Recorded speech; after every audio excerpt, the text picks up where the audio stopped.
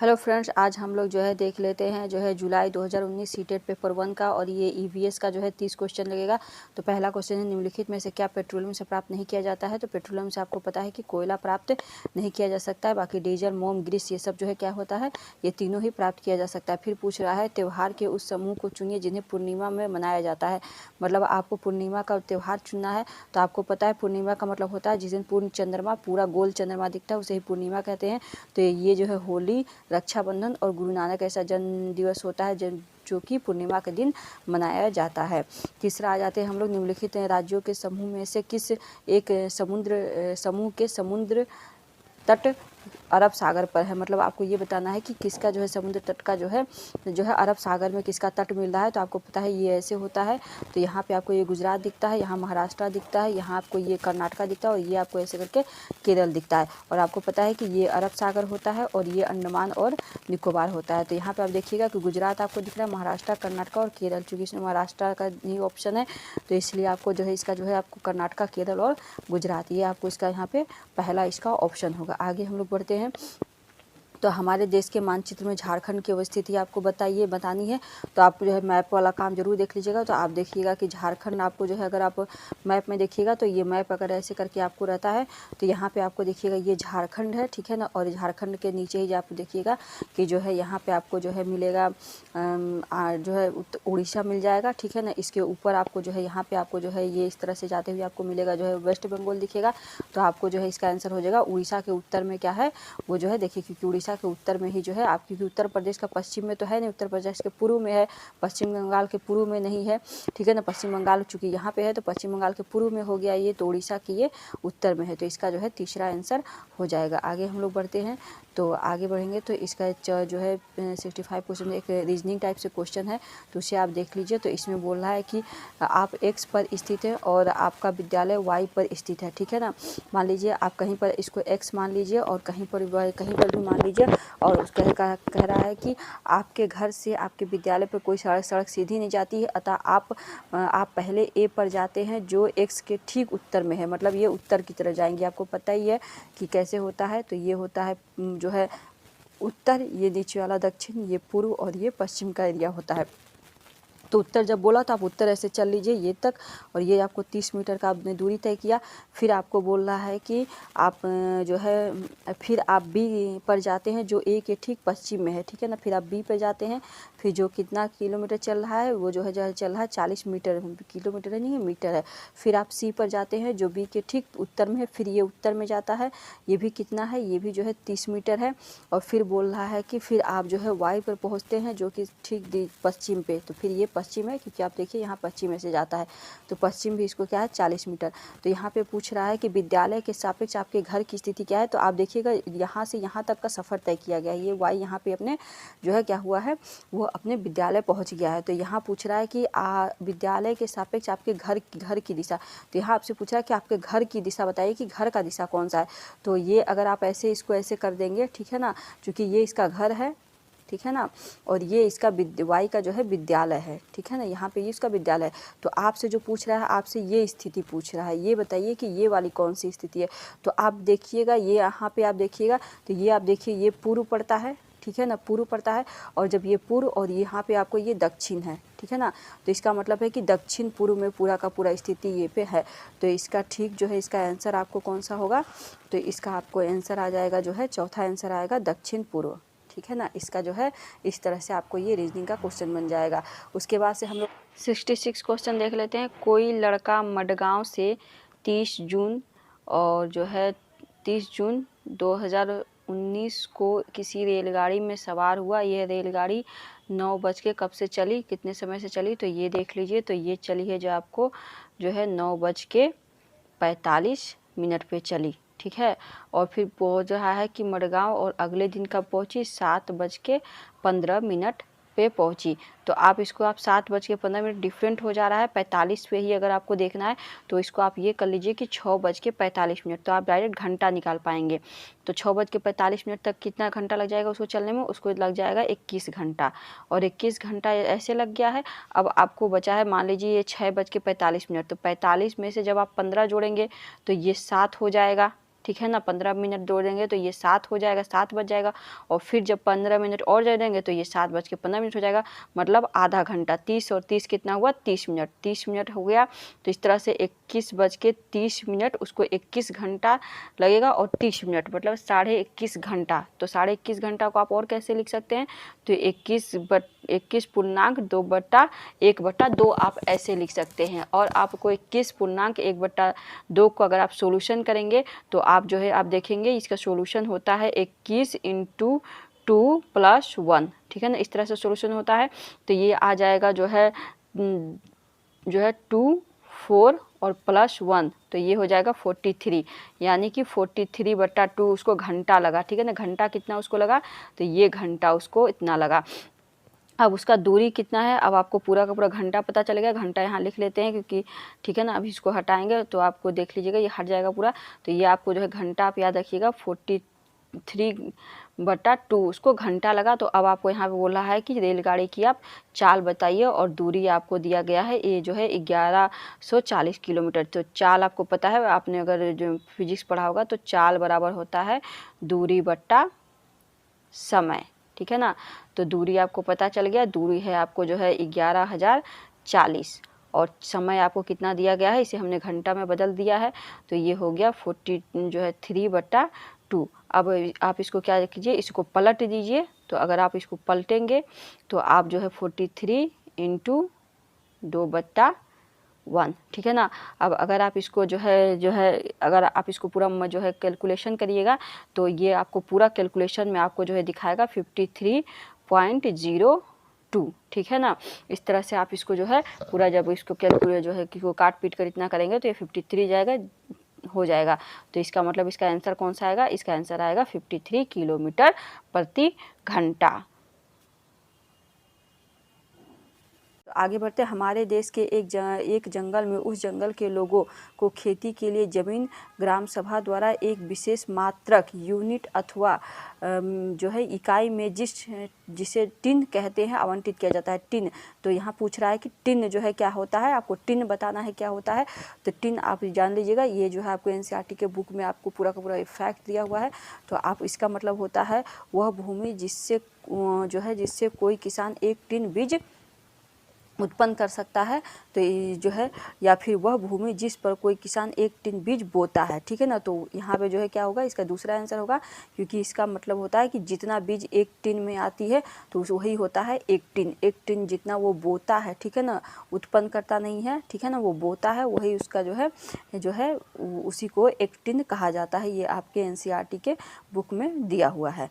बाकी बात पूछ रहा है उसके बाद से, नीचे दिए गए शहरों में से किसी एक में रेत के पहाड़ जिन्हें रेत का टीला कहते हैं वो कहाँ पाया जाता है। तो ये आपके जो है अबू धाबी में पाया जाता है। ये भी जो है आपके एनसीईआरटी का ये फैक्ट्स है। फिर हम सभी पुराने कुओं को देखते हैं जो अब सूख गए हैं। जो हमारे बड़े यह कहते हैं कि अब से लगभग जो है 25 से 30 साल पहले इन कुओं में काफ़ी पानी था, परंतु अब ये पूरी तरह सूख गए हैं। निम्नलिखित में से कुओं के सूखने के संभावित सही कारणों को चुनिए। जिन झीलों में वर्षा का पानी था इकट्ठा होता था अब वहाँ नहीं है। पेड़ों, कुओं और आसपास के क्षेत्रों की ज़मीन पर कोलतार या सीमेंट से ढक गई हैं। कुओं का कोई उपयोग नहीं करता क्योंकि हर घर में टोटियाँ लगी है। भूमिगत पानी को खींचने के लिए कई विद्युत मोटर जो है इसमें पंप लगा दिए गए हैं। तो इसका जो सबसे आप देखिएगा कि जो है इसमें आप जो पहला है कि जिन झीलों में वर्षा का पानी इकट्ठा होता था अब वहाँ नहीं होता है। तो ये जो है इसका जो है पहला वाला ही इसका ये गलत है, क्योंकि जब झील में पानी इकट्ठा क्यों नहीं होगा। बाकी बात जो तीनों आंसर है वो जो है होगा। तो इसका जो आप आंसर लगाएंगे तो इसका जो है आपको जो है दूसरा आंसर होगा इसका, ठीक है ना, बी और सी और डी। पहला को आप इसमें छोड़ दीजिएगा। ये भी आपके एनसीईआरटी का ही फैक्ट है। एनसीईआरटी आपने पढ़ा होगा तो वो आपको आसानी से समझ में आ जाएगा। ये आप आ जाते हैं। उसके बाद आपसे पूछ रहा है, ये आपका पेडागोजी का क्वेश्चन हो गया। पर्यावरण अध्ययन के संकल्पनाओं और मुद्दों को विज्ञान और सामाजिक विज्ञान विषय के रूप में नहीं रखा गया है, क्यों, ठीक है ना। सीबीएसई के द्वारा पर्यावरण अध्ययन के पाठ्यक्रम को इसी प्रकार से निर्धारित किया गया है। इस आयु वर्ग के बच्चे अपने परिवेश को समग्र रूप से जो है देखते हैं, ठीक है ना। इसका सबसे अप्रोप्रिएट आंसर अभी तक में तो मुझे नीचे भी आप देखिएगा तो यह शिक्षक अधिगम की एक अच्छी युक्ति है, यह पाठ्यक्रम के भार को कम, तो इसका सबसे अप्रोप्रिएट आंसर यही है, क्योंकि जो है बच्चे क्या होते हैं परिवेश से ही सीखते हैं, जानवर आसपास जो है पर्यावरण होता है, पेड़ पौधे देखते हैं, तो इसलिए क्या किया गया है, तो उसे जो है विज्ञान और सामाजिक विज्ञान के रूप में नहीं रखा गया है। एक पर्यावरण जो है ईवीएस का एक अलग से ही चैप्टर बना के जो है आपको 3 से लेकर 5 तक पढ़ाया जाता है, इसमें वही पूछा जा रहा है। निम्नलिखित में से कक्षा 1 और 2 के लिए पर्यावरण अध्ययन विषय के संदर्भ में सच क्या है, आप ये बताइए, सही क्या है, आपको यही बताना है। तो पर्यावरण अध्ययन से संबंधित मुद्दों और जो है संबंधों का संपादन भाषा के द्वारा होता है। पर्यावरण अध्ययन से संबंधित मुद्दों और जो है संबंधों का संपादन भाषा और गणित के माध्यम से होता है। कक्षा 1 और जो है 2 में पर्यावरण अध्ययन को एक नए विषय के रूप में प्रस्तुत किया गया है। तो आपको पता ही है कक्षा 1 और 2 में पर्यावरण अध्ययन नहीं शुरू होता है, वो 3rd क्लास से स्टार्ट होता है। कक्षा 1 और 2 में एक विषय के रूप में पर्यावरण अध्ययन समझने के लिए आसान नहीं है, ठीक है ना। तो आपको पता ही है कि जो है जब कक्षा 2-3 से स्टार्ट होता है तो इसका मतलब है कि जो है 1 और 2 में तो उसका पर्यावरण अध्ययन को पढ़ाया ही नहीं जा रहा है, हो सकता है उसको समझने में जो है प्रॉब्लम होती है, जो भी हो। तो इसका आंसर जो सबसे अप्रोप्रिएट है, तो आपको पर्यावरण अध्ययन किसके रूप में पढ़ाया जाता है वो 1st और क्लास में, तो आपने देखा होगा जो NCERT के बुक होता है वो 1 और 2 में जो पढ़ाया जाता है वो आपने देखा होगा कि वो एक हिंदी का बुक होता है और जो है गणित के रूप में पढ़ाया जाता है, ठीक है ना। गणित और जो है भाषा से जो संबंधित जो है उसी में आपको जो है पर्यावरण अध्ययन के बारे में भी बता दिया जाता है। तो इसका जो है अप्रोप्रिएट आंसर जो है दूसरा होगा। पर्यावरण अध्ययन के पाठ्यक्रम में उप विषयों के स्थान पर थीम को प्रस्तावित किया गया है, क्यों। थीम मतलब सिलेबस का बात करा है, ठीक है ना, टॉपिक्स इन द सिलेबस, ठीक है ना। तो पर्यावरण अध्ययन में पाठों को कम करने के लिए, ठीक है ना, तो ये तो हो नहीं सकता, ठीक है ना। बच्चों के परिवेशीय बोध में वृद्धि करने के लिए, बच्चों में स्थानीय परिवेश के मुद्दों से जुड़े हुए और अंतर संबंधित समझ को विकसित करने के लिए, और उप विषय की तुलना में थीम आधारित पर्यावरण अध्ययन का संपादन करने के लिए। तो ये चीज़ आपको जो है आपने 3 क्लास का अगर NCERT बुक पढ़ा हुआ तो उसमें ये चीज़ लिखा हुआ है कि बच्चों को स्थानीय परिवेश के मुद्दों से जोड़ना और अंतर संबंधित करने के विकास के लिए भी जो है पर्यावरण अध्ययन का जो है पढ़ाया जाता है बच्चों को। निम्नलिखित में से कौन सा वर्तमान पर्यावरण अध्ययन पाठ्यक्रम के 6 मुख्य थीमों में से नहीं है, मतलब मुख्य जो इसमें थीम कौन सा नहीं है, तो ये आपको जो है इसमें जो है आपको काम और खेल जो है मुख्य रूप से इसमें थीम नहीं है, क्योंकि आप देखिएगा तो भोजन भी आपको मिल जाएगा, ठीक है ना। काम उम के बारे में नहीं इसमें संबंध में आता है, ठीक है ना। आगे बढ़ते हैं हम लोग, तो आगे आपको जो है क्वेश्चन आ रहा है कि जो है निम्नलिखित में से कौन सा एक पर्यावरण अध्ययन के संबंध में सच नहीं है। पर्यावरण अध्ययन की प्रकृति एकीकृत है, पर्यावरण अध्ययन जो है बाल केंद्रित है, और जो है पर्यावरण अध्ययन बच्चों को अपने परिवेश को खोजने का अवसर देती है, और पर्यावरण अध्ययन वर्णनों और परिभाषाओं पर बल देती है। तो आप याद रखिएगा, इसमें पूछ रहा है कि कौन सा सच नहीं है, तो आपको यहाँ पे इसका आंसर चौथा हो जाएगा, क्यों, क्योंकि जो है पर्यावरण अध्ययन प्रकृति के एकीकरण से संबंधित तो है, बाल केंद्रित भी है, और जो है परिवेश के लिए आपको खोजने का अवसर है, लेकिन जो है परिभाषा से संबंधित, परिभाषा आप हमेशा याद रखिएगा, परिभाषा याद करने को बोलता है, ठीक है ना। मतलब जो जिस रूप में कहा गया है उसी को आप उसी डिक्टो आप याद करिए। तो बच्चों को जो है किसी चीज़ को मेमोराइज करने के लिए आप 3 से लेकर जो है 5 तक का मिनट उसमें याद करने की चीज़ को पूरी तरह से काट दिया गया है। तो इसलिए जो परिभाषा जो बात की गई है, तो यहाँ पे जो है इसका चौथा आंसर जो है होगा। निम्नलिखित में से क्या एक पर्यावरण अध्ययन में ज्ञान की रचना में महत्वपूर्ण भूमिका निभाता है, ठीक है। ज्ञान कैसे पर्यावरण अध्ययन के बारे में बच्चों का बढ़ेगा, तो बच्चे अगर उसमें सक्रिय रूप से भागीदारी करेंगे तो बढ़ेगा ही, फिर बच्चों के ज्ञान को शिक्षकों के ज्ञान से जोड़ा जाएगा तो भी बढ़ेगा। पर्यावरण अध्ययन को कक्षा की 4 दीवारी से बाहर सीखा जाएगा तो भी बच्चों का ज्ञान बढ़ेगा। बच्चों के स्थानीय ज्ञान को विद्यालय के ज्ञान से संबंधित करना, ठीक है ना। एक मिनट, तो इसमें जो है क्या चीज़ होगा, बच्चों के ज्ञान को शिक्षकों के, इसमें से जो है 3 तो आपको अप्रोप्रिएट लग रहा है, ठीक है ना। बच्चों की जो है सक्रिय भागीदारी को बढ़ाना, ये ठीक लग रहा है। फिर पर्यावरण अध्ययन को कक्षा की 4 दीवारी से बाहर निकालना, ये भी ठीक लग रहा है। और बच्चों के स्थानीय ज्ञान को जो है विद्यालय के ज्ञान से जो है ज्ञान से संबंधित करना, ठीक है ना, ये भी ठीक लग रहा है। तो इसमें लेकिन जो है शिक्षक के साथ उसके ज्ञान को जोड़ना हो तो इसका कोई भूमिका नहीं दिख रहा है। तो इसमें जो है इसका आंसर कौन सा हो जाएगा, तो इसका आंसर हो जाएगा A, C और डी। तो इसका पहला ही आंसर हो जाएगा। तो आगे हम लोग बढ़ते हैं। तो इसमें फिर पूछ रहा है कि पर्यावरण अध्ययन में बच्चों को जोड़ने की सबसे प्रभावशाली युक्ति कौन सी है। तो आपने अगर पढ़ा होगा तो उसमें आप देखिएगा कहानी कह कह के बच्चों को सिखाने की बात की गई है सारे के एनसीईआरटी के पूरे में, कि बच्चे कहानियों से बहुत जल्दी सीखते हैं, इसलिए बच्चों को कहानी के द्वारा ही उन्हें पर्यावरण अध्ययन को ज़्यादा आसानी से समझाया जा सकता है। आगे बढ़ते हैं। तो पर्यावरण अध्ययन में बच्चों को पाठ्य पुस्तक और शिक्षकों के अलावा अन्य स्रोतों की मदद लेने के लिए प्रोत्साहित करना चाहिए। क्यों पाठ्य पुस्तक और शिक्षक ही नहीं, अन्य भी क्यों? क्योंकि पर्यावरण अध्ययन सीखने के लिए पाठ्य पुस्तक और शिक्षक ही स्रोत नहीं है। पर्यावरण अध्ययन सीखने के लिए समुदाय और माता पिता की उपस्थिति का विकास करेगा। यह शिक्षकों को बच्चों की पृष्ठभूमि को जानने का अवसर देगा। यह बच्चों के सौंदर्यात्मक और मनोक्रियात्मक कौशल का भी विकास करेगा। तो इसमें आप देखिएगा माता पिता की भूमिका को भी आप स्वीकार कर सकते हैं, ठीक है ना। फिर जो है सिर्फ स्कूल और विद्यालय ही नहीं होता है उसके सीखने का जो है साधन। तो इसका जो सबसे अप्रोप्रिएट आप आंसर देखिएगा तो जो है ए, बी और सी यहाँ पे आएगा, ठीक है ना। तो इसका दूसरा आंसर होगा, क्योंकि इसमें मनोविज्ञान के कौशल को इसमें बच्चों को सिखाने का कोई भूमिका नहीं है। फिर आ जाते हैं, एक शिक्षक हमेशा क्रियाकलापों को कराने के बाद प्रश्नों और जो है चर्चाओं का संचालन करता है। क्रियाकलापों, प्रश्नों और चर्चाओं के जो है संचालन का उद्देश्य क्या हो सकता है? बच्चों की जो है प्रक्रिया कौशलों का आकलन करना, बच्चों को खोजने का अवसर देना, बच्चों को अपनी अभिव्यक्ति का अवसर देना, बच्चों में जो है उनके सीखने की गति के आधार पर विभेद करना, ठीक है ना। तो आप इसमें ये तो आपको समझ में आ ही गया होगा कि इसमें जो है आप देखिएगा तो डी बिल्कुल नहीं हो सकता है, क्योंकि विभेद करना बच्चों के जो सीखने का उसमें विभेद करने जैसी कोई बात नहीं हो सकती है। तो आपका इसका आंसर जो है चौथा होगा, ठीक है। आगे बढ़ते हैं हम लोग। तो इसमें जो है एक शिक्षक खाना किस प्रकार से खराब होता है पर एक प्रयोग करता है। शिक्षक बच्चों के समूह बनाकर अब उनको प्रयोग से संबंधित सामग्री देता है। शिक्षक बच्चों के समूह क्यों बनाता है? यह सहपाठी अधिगम का समर्थन करता है, ठीक है। यह बच्चों की सामाजिक अंतःक्रिया में सुधार करता है। समूह अधिगम बिना बोझ के पर्यावरण अध्ययन के अधिगम का प्रभावशाली तरीका है।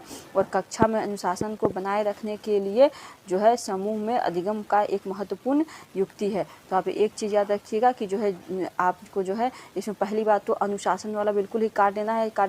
लोगों को इसलिए बच्चों को साथ में रखना है कि अनुशासन बनाना है, तो ये तो आपको जो है बिल्कुल नहीं हो सकता है। उसके बाद से हम लोग आएंगे तो जो है समूह बिना बोझ के पर्यावरण अध्ययन के लिए अधिगम का प्रभावशाली तरीका है।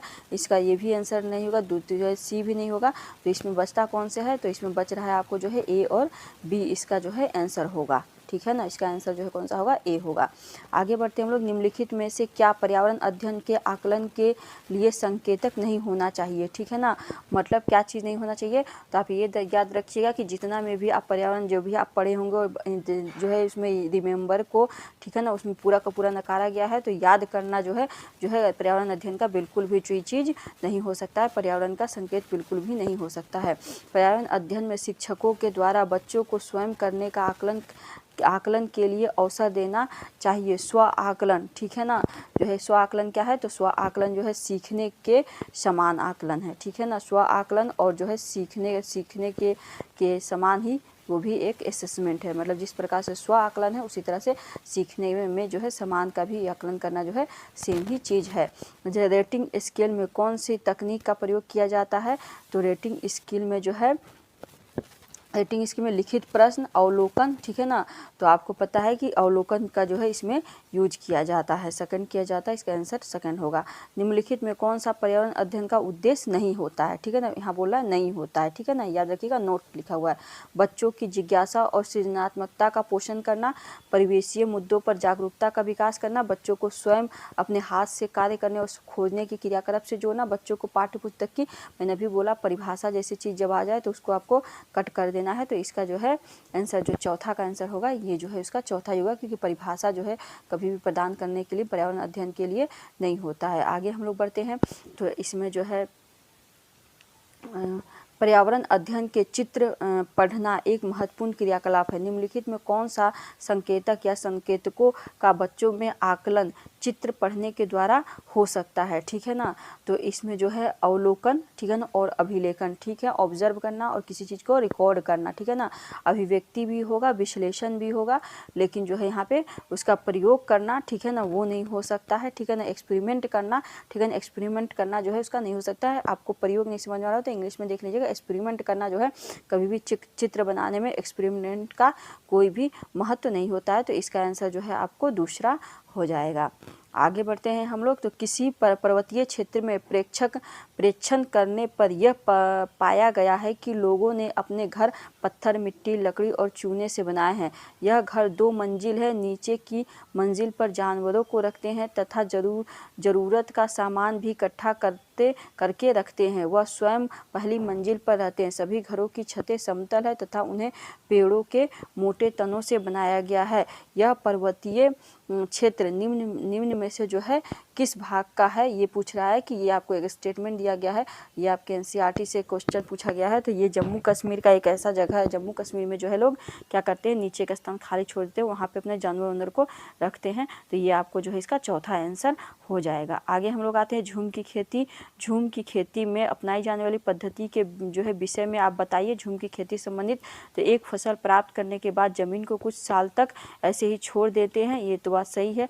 इस जगह को बांस या खरपतवार उग जाते उसे उखाड़ कर फेंक देते हैं। तो जब खरपतवार उग जाता है तो उसे वो उखाड़ते नहीं है, ऐसे ही छोड़ देते हैं। तो फिर उखाड़ने की क्या ज़रूरत है। खरपतवार आदि को जलाने पर प्राप्त राख को खाद की तरह काम में लाते हैं, ठीक है ना। वो उसको इकट्ठा नहीं करते, खाली छोड़कर वो क्या करते हैं, एक जगह से दूसरी जगह वो ट्रांसफ़र कर जाते हैं। तो ये भी सही नहीं है।